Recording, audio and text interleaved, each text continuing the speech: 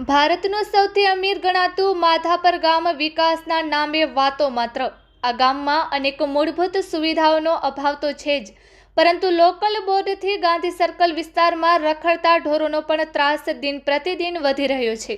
Local બોર્ડથી કરી અને Gandhi circle સુધી અનેક રખડતા ઢોરો રોડ પર ફરી રહ્યા છે, જેમાં કેટલાક અકસ્માતોનો ભોગ બનવાનો ભય રહે છે, તો કેટલાક ઢોરો અચાનક સામે આવી જતા બાઇક ચાલકો પણ અકસ્માતનો ભોગ બનતા હોય છે। લોકોને આ રોડ પરથી પસાર થવું મુશ્કેલ બની ગયું છે, ત્યારે નાના બાળકો અને વૃદ્ધ લોકોએ જીવ જોખમમાં મૂકી રોડ પરથી પસાર થવા જેવો તાલ બન્યો છે।